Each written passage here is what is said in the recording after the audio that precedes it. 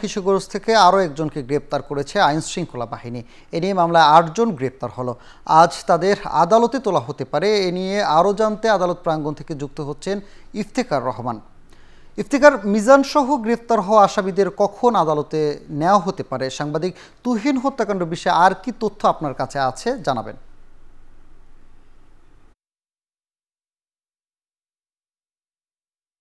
সানি, আসলে এই গাজীপুরে যে আলোচিত সাংবাদিক আসাদুজ্জামান তুহিন হত্যাকাণ্ডের ঘটনায় ইতিমধ্যে ৮ জনকে গ্রেপ্তার করা হয়েছে। এর মধ্যে র্যাব ২ জনকে গ্রেপ্তার করেছে, আর বাকি ৬ জনকে গ্রেপ্তার করেছে গাজীপুর মেট্রোপলিটন পুলিশ। এবং এই ৮ জনকে আজকে গাজীপুরের যে চিফ মেট্রোপলিটন ম্যাজিস্ট্রেট আদালতে তোলা হবে এবং কিছুক্ষণের মধ্যেই তাদেরকে এই আদালতে তোলা হবে বলে আমরা জানতে পেরেছি। এবং এই প্রত্যেক যে আসামি রয়েছে ৮ জনকেই ১০ দিনের করে রিমান্ড চাওয়া হবে বলে তদন্ত কর্মকর্তা আমাদেরকে জানিয়েছেন।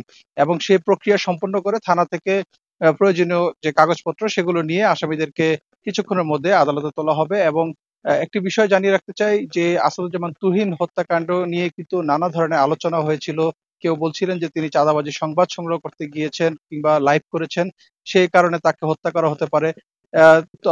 অনেকেই কিন্তু রাজনৈতিক বিভিন্ন প্রেক্ষাপটের কথা বলছেন। তবে আজকে সকালে র্যাবের পক্ষ থেকে এবং গাজীপুর মেট্রোপলিটন পুলিশের পক্ষ থেকে কিন্তু পৃথক ২টি সংবাদ সম্মেলন করা হয়েছে, যেখানে তারা বলছেন যে মূলত যে সাংবাদিক আসাদুজ্জামান তুহিনের মৃত্যুর পেছনে আসলে রয়েছে একটি হানি ট্র্যাপের ঘটনা। অর্থাৎ বাদশা মিয়া নামে একজনকে হানি ট্র্যাপের শিকার হয় এবং সেখানে আসলে বাদশা মিয়াকে যখন এলোপাতাড়ি কোপাচ্ছিল, ঠিক সে সময় পাশ থেকে সাংবাদিক আসাদুজ্জামান তুহিন সেই ঘটনার একটি ভিডিও ধারণ করেন এবং এই ভিডিও ধারণ করাটাই তার জন্য আসলে কাল হয়ে দাঁড়ায়। এবং পরবর্তীতে অস্ত্রধারী যে আসামিরা রয়েছেন তারা সাংবাদিক আসাদুজ্জামান তুহিনকে কুপিয়ে হত্যা করে। এবং এই ঘটনায় মূল অভিযুক্ত অর্থাৎ যে নারীকে কেন্দ্র করে এই ঘটনাটি ঘটেছে, গোলাপী এবং তার স্বামী কেটু মিজান, তাদেরকে গতকালকে ভবানীপুর থেকে গ্রেপ্তার করা হয়েছে। পাশাপাশি রাজধানী ঢাকার তুরাগ থানা এলাকা এবং